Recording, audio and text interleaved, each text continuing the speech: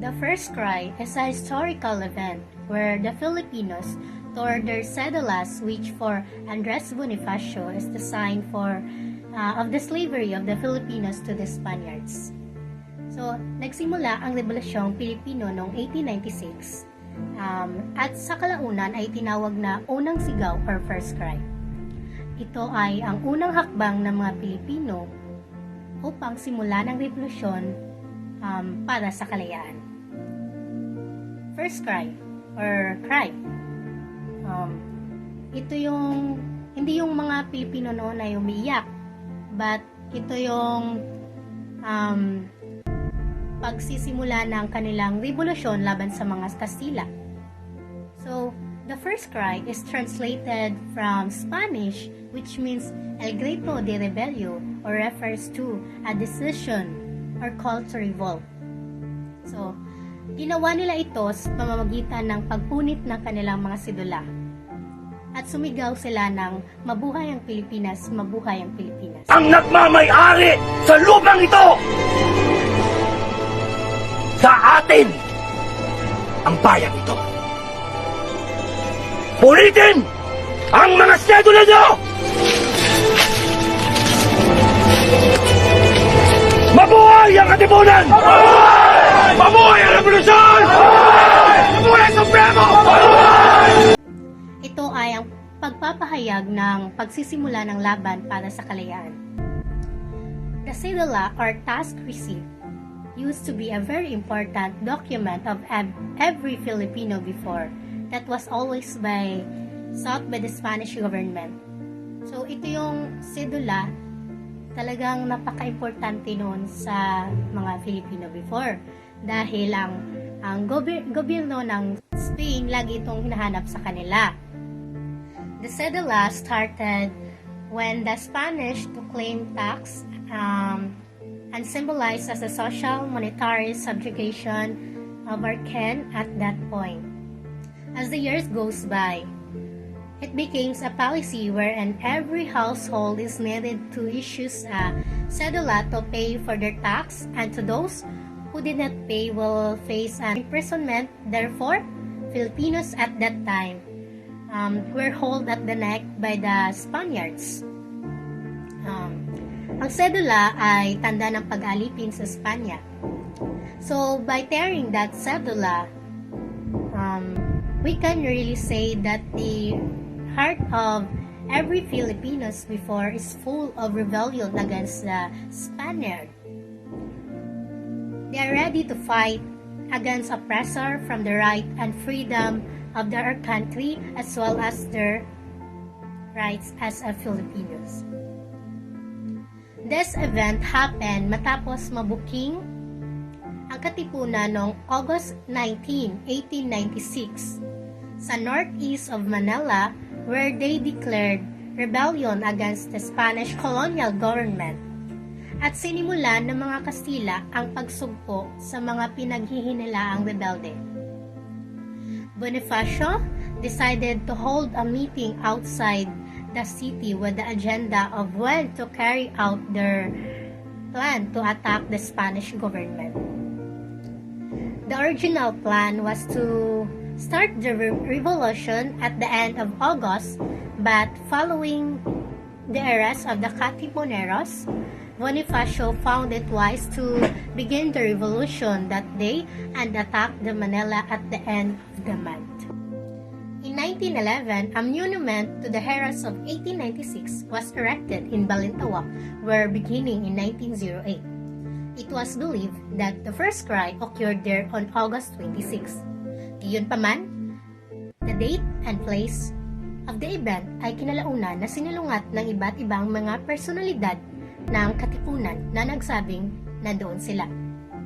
On 1963, nagpasya ang Pambansang Komisyong Pangkasaysayan or National Historical Commission of the Philippines na kasunod ng malawakang pagsasaliksik sa mga pangunahing pinagmumulan.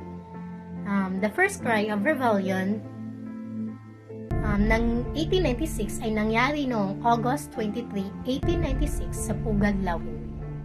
At ngayon ay bahagi ng Project 8 sa Quezon City. Gayunpaman, Nagpapatuloy ang kontrobersya na sinasabi ng mga mananalaysay at iba pang mga personalidad, lalo na mga inapo ng mga saksi ng Katipunero, na mali ang opisyal na lugar at date ng pinangyarihang event.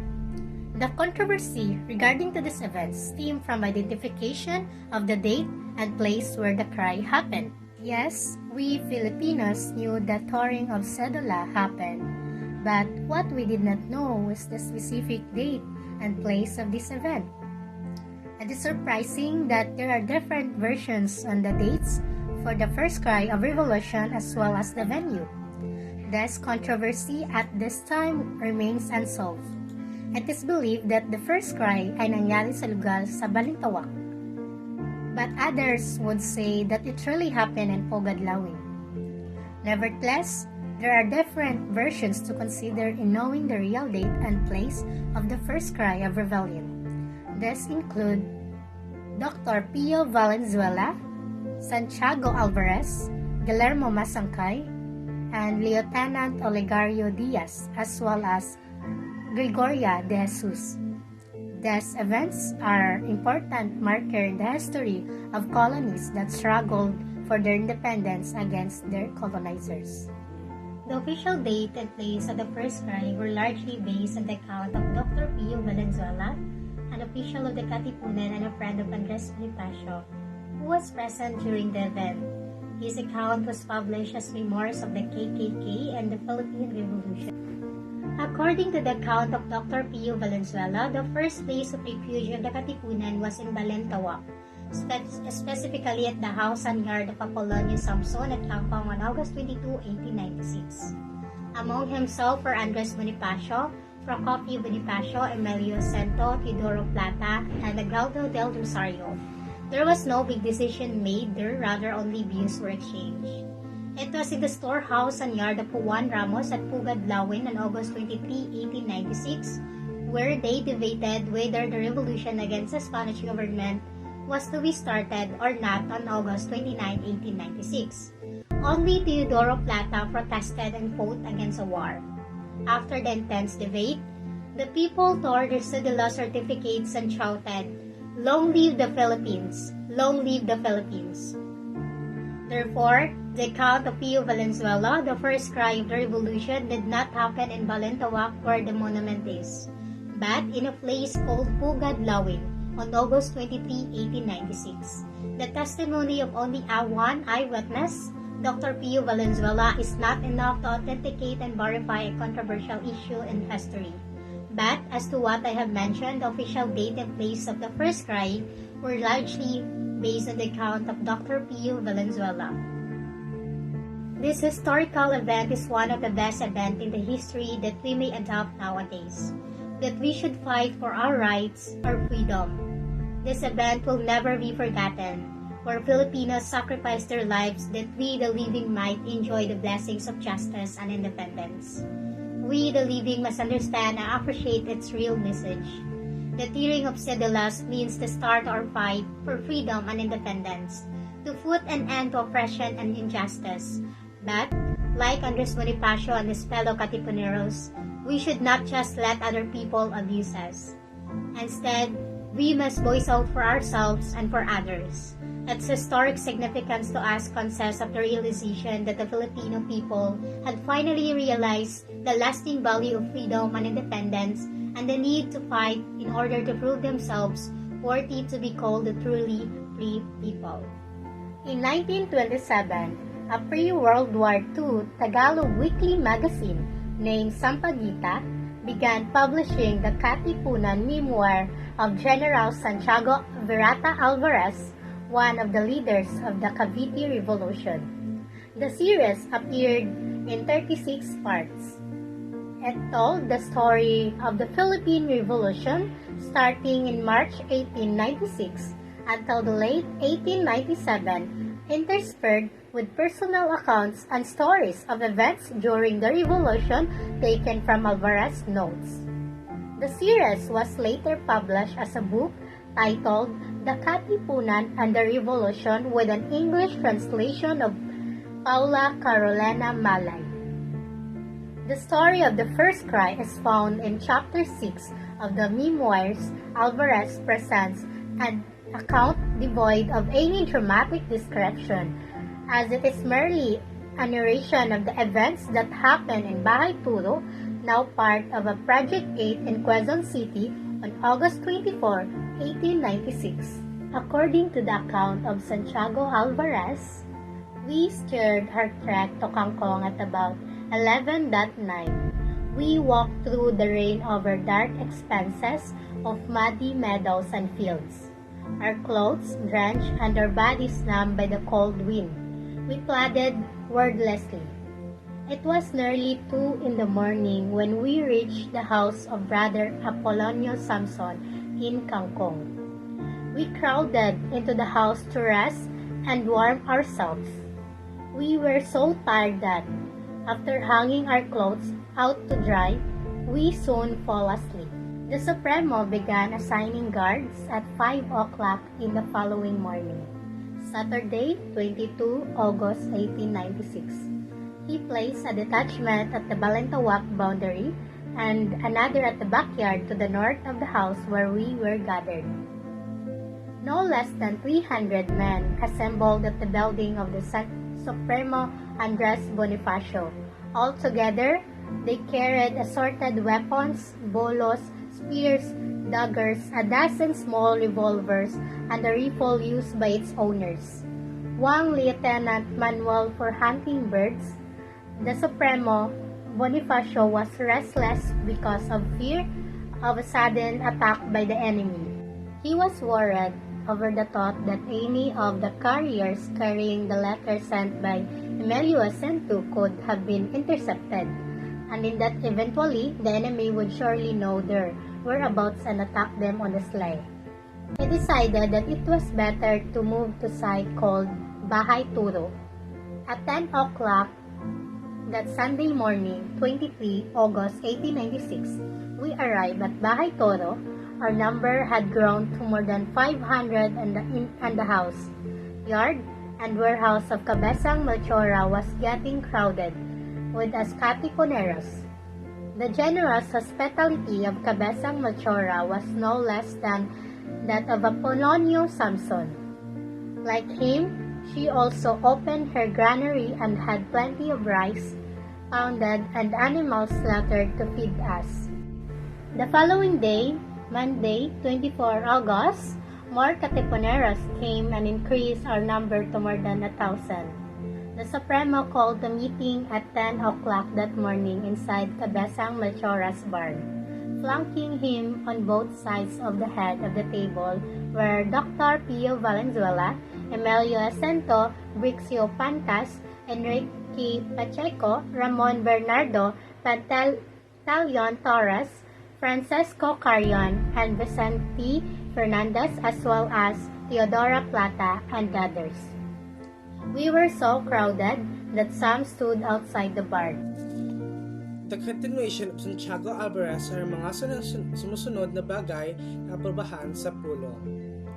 Following matters were approved at the meeting. Number 1. An uprising to defend people's freedom was started at midnight of Saturday, 29 August 1896. Number 2. To be on state alert so that Kalipunan forces could strike should the situation arise where the enemy was at a disadvantage.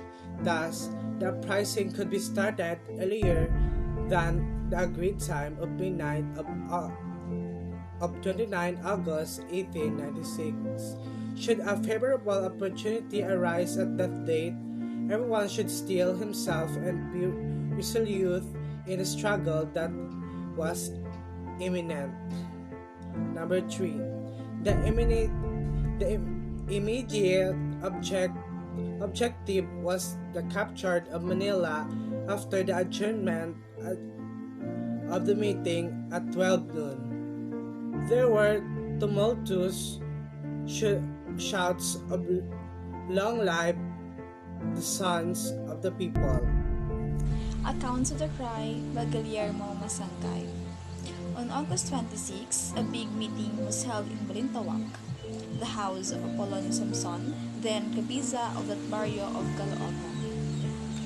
Among those who attended, I remember were Bonifacio, Emilio Jacinto, Aguilo de Rosario, Tomas Remigio, Bricio Pantas, Teodoro Plata, Pio Valenzuela, Enrique Pacheco, and Francisco Carrion. They were all leaders of the Katipunan and composed the board of the directors of the organizations. Delegates from Bulacan, Cabanatuan, Cavite, and Morongi also present. At about 9 o'clock in the morning of August 26th, the meeting was opened with Andres Bonifacio presiding and Emilio Jacinto acting as secretary. The purpose was to discuss at the uprising was to take place. Teodoro Plata, Bricio Pantas, and Pio Valenzuela would lose the discussion. Then they left the whole session and talked to the people who were waiting outside for the result of the meeting of the leaders. He told the people that the leaders were arguing against starting the revolutions early. Then, and appealed to them in a fairy speech in which he said, "You remember the fate of our countrymen who were shot in Bagumbayan? Should we return now to the towns, the Spaniards will only shoot us.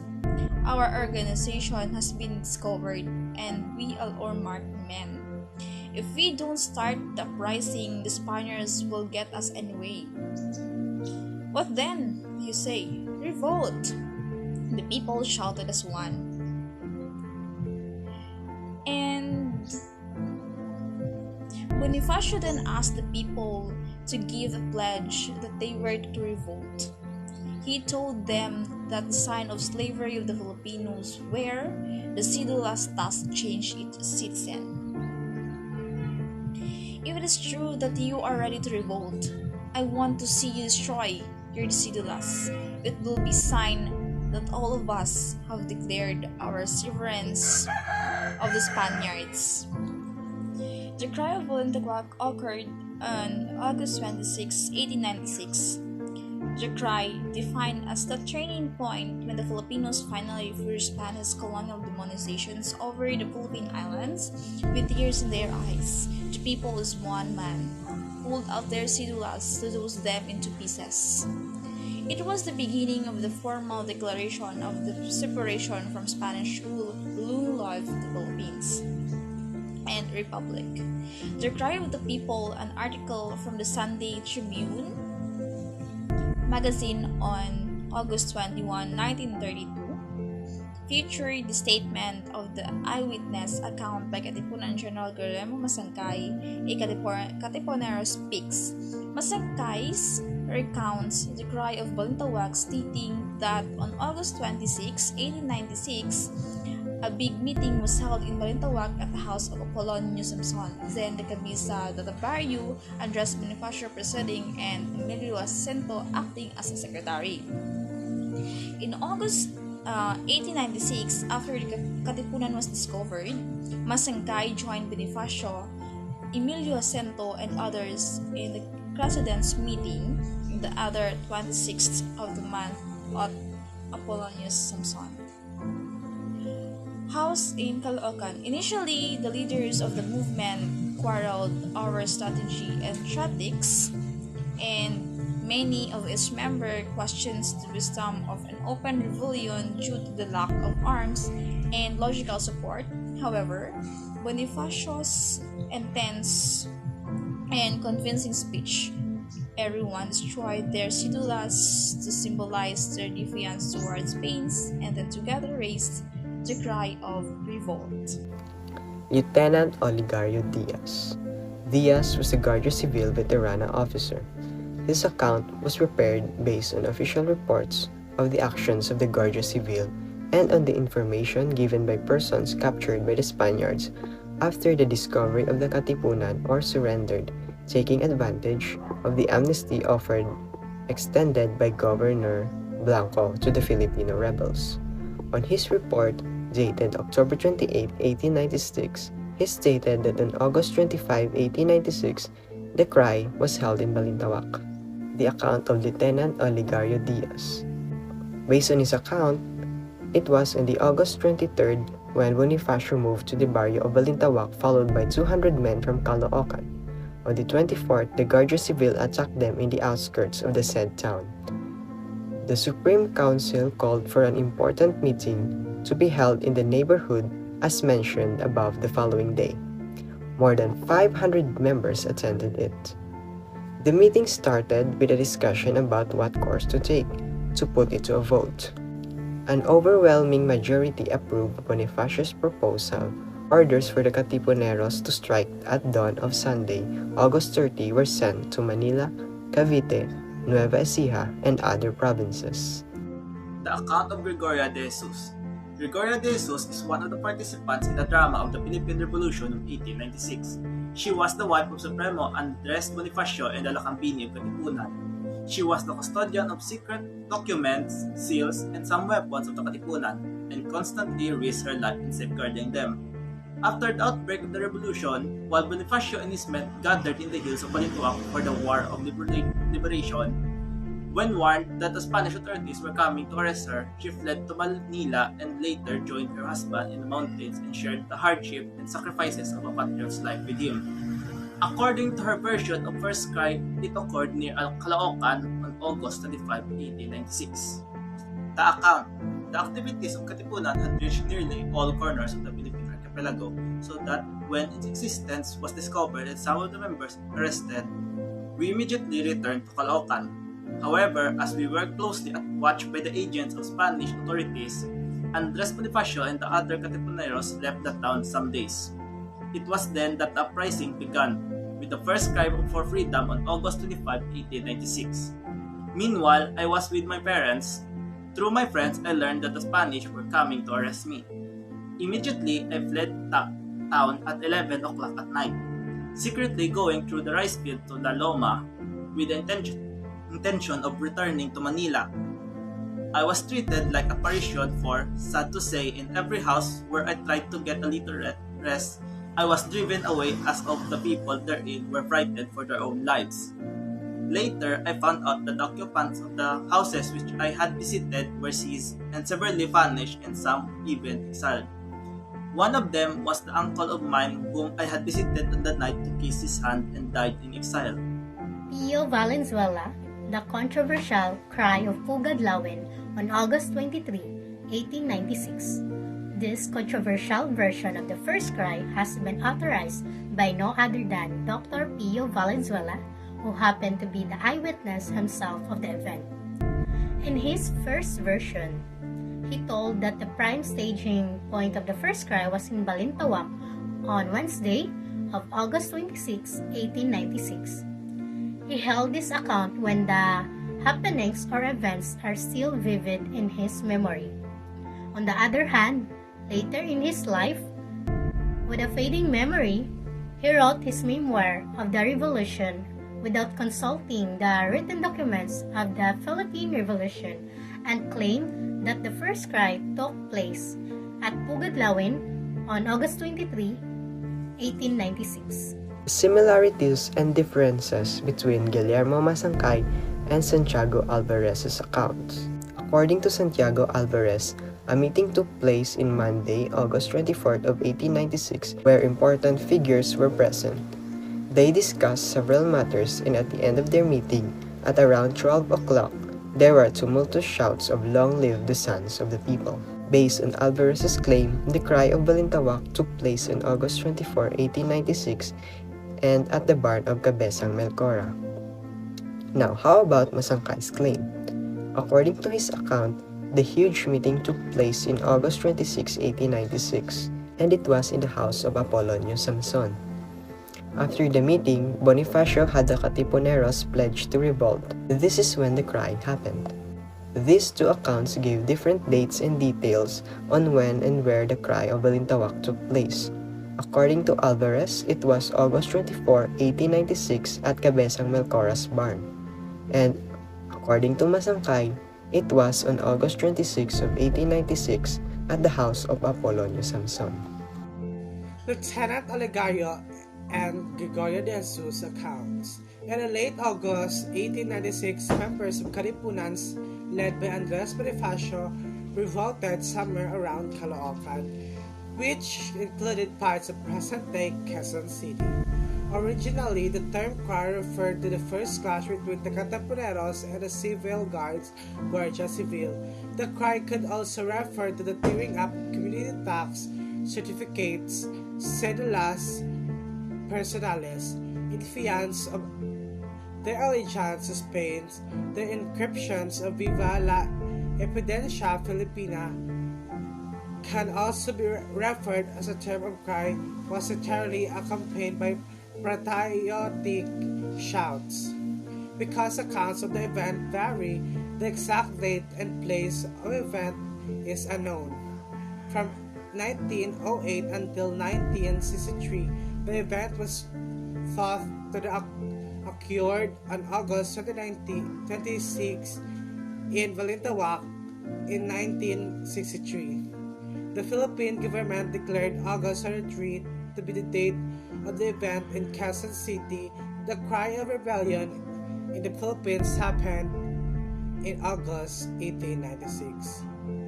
There are a lot of controversies puzzling the mind of the readers regarding the real place and date of these events. Some accounts pointing directly to Balintawak are isolated with the cry. Lieutenant Olegario Diaz of the Spanish Civil Guards wrote in 1896 that the event happened in Balintawak, which corroborates the accounts of the historians Gregorio Zaide and Teodoro Calao. On the other hand, Teodoro Agoncillo based his accounts from that of Pio Valenzuela that emphasized Pugadlawin as a place where the cry happened. Here are some reasons why Pugadlawin is not considered as a place of cry. People of Balintawak initiated the revolution against the Spaniards. That is why it's not appropriate to call it cry of Pugadlawin. The place Pugadlawin only existed in 1935 after the rebellion happened in 1896. Lastly, the term Pugadlawin was only made up because of the hawk nest at the top of the tall tree in the backyard of Tandang Sora in Banlat, Gulod, Caloocan, or it said to be one of the hiding places of the revolutionary group led by Andres Bonifacio. Various accounts give differing dates and places for the cry of Pugadlawin.